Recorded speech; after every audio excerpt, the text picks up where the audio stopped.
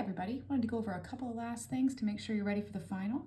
First thing, I'm looking at the practice test. I have pulled down the old version, put up a new version, switching out some information from problem 2 and switching out problem 3. So with problem 2, I had accidentally cut and pasted two different problems together. It's supposed to look like this. So this is one of those where you have Newton's second law, which is F equals ma, but you also need kinematics. So it's going to be either use Newton's second law, get accelerate, and then you get acceleration out of Newton's second law, then you do kinematics, or you go the other way. And this is when I change the problem up on ULearn, you go from 0 to 3.4 meters per second in a time period. So what I've given you is initial, final, and time. And that should lead you to know that this piece right here is telling you, go ahead and do kinematics. In other words, acceleration is change in velocity over change in time. You're going to be looking for that acceleration. Then you're going to get that acceleration, and then you're going to put it into here to get that force. Okay? I completely switched out problem 3, so don't do this one. Do the one that is up on the new version of the document. Quick note, let's see, problem 6 is a chapter 6 problem. So I'm going to need you to go back into chapter 6 and look at those circular motion problems. I have a lot of great videos. I'm going to need you to know about flat horizontal circles or banked angles. You're definitely going to need to know that for the final. And then if we switch over to the next page, I think some of these are pretty standard. Let's see, looking at some really basic chapter 7 problems here, but if you look down at problem 10, it's a little bit tricky. You've had a couple like this, like problem 9, you've got a rebound. I'm asking you, you're gonna get change in momentum, but remember change in momentum is that average force over time. But the first piece you're going to have to do is get final momentum minus initial momentum. And remember to watch those signs. Okay, I've got a bunch of these that I did up on the board and some videos for this. In 10, though, you have an inelastic collision. So you have this tiny bullet. Remember, that's tiny. You're going to have to convert that. Going really fast, hits it and becomes embedded in a stationary block. So the bullet will be moving. The block will be still, but then it gets embedded. So it's a little bit hard to understand, but embedded means that they are coupled or joined. So you're going to have one final velocity based on the two masses added together at the end. So that's how that's going to look. Again, this one also, you've got a cart rolling, then something gets dropped in. So this again is the same thing. How fast is it moving after it's been loaded? So this is another inelastic. So you're going to use the same process for this. We did this one on the board. We did 12 on the board last day of class. So you're going to be able to figure out what that force is. So that work is the parallel component of the force times the distance. So you're going to need force cosine theta for this times that distance of 12 meters. Okay, quickly, sorry, switching to the next page because I want to actually do a couple of these for you. Whoops. Just dropped my phone there, apologize. Sorry, I have a contraption holding this up. I apologize for the craziness of the video here.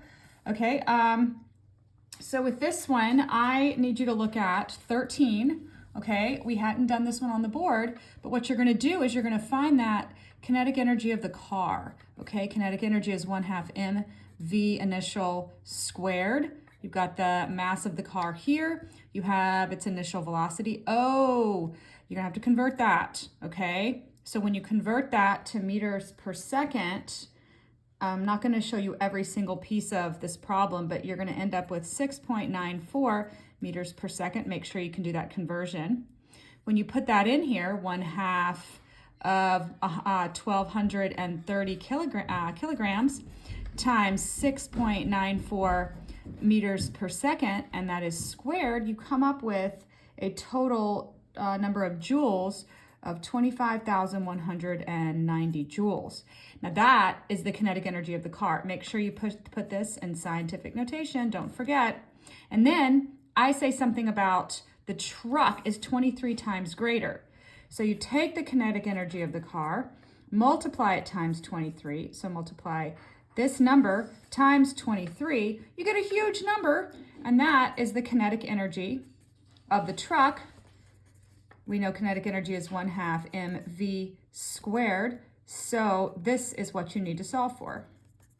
The velocity of the truck, okay? So you're gonna take the kinetic energy of the car, multiply it 23 times, and then how fast is that truck going? That's the truck. He's gonna be going really fast because I made the truck really small. So you need to work this out. I'm gonna give you the answer though, so you can check your answer.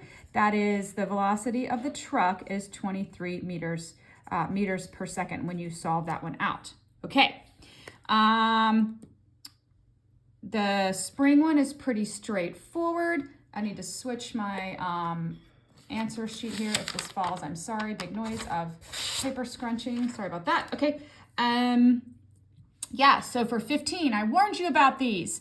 So 15, we did one on the board. Let's look at this one more time. So in these, the energy in the end has to be equal to all the energies at the beginning. So you ask yourself, is there kinetic at the end, final kinetic energy, gravitational final? Is there kinetic rotational final? And is there spring final?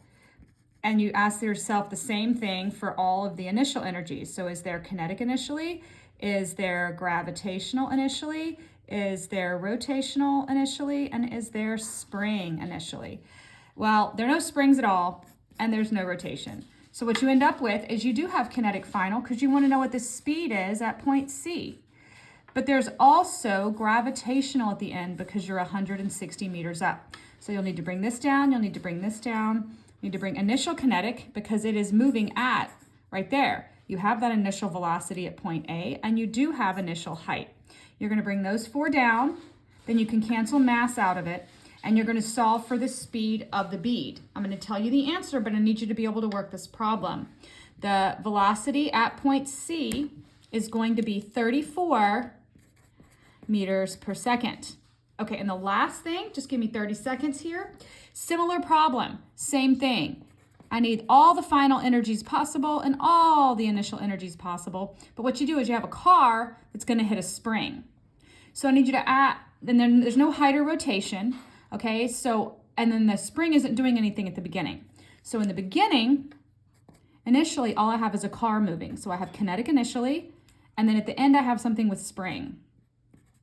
Right, so it's a car going along and it hits a spring. So when the car hits the spring is compressed. That's a terrible drawing, but you get the hint or get the idea. So I'm gonna have my spring energy, 1/2 K delta X squared of the spring is equal to 1/2 mv initial squared of the car, okay? You're given the spring constant here. Again, you have 2 Ks, this is the spring constant K. So you're given that here. This is what I want to know. What is the distance? So you can drop out that 1/2 on both sides. You've got the mass of the car, initial velocity of the car, the K of the spring, and you're looking for delta X, so how much that spring is squished. Your answer is 0.68 meters. Don't forget to square what you need to square and square root what you need to square root. I'm sorry, can't see that. Sorry. 0.68 meters is the end of that. So again, these energy problems, what are all the possible final energies? Equal all the possible initial energies and solve them from there. 17 comes straight out of, that's a chapter 2 problem. It's a kinematics problem. And then 18 is a chapter 3 problem. Okay, reach out to me with any questions. Thanks, guys.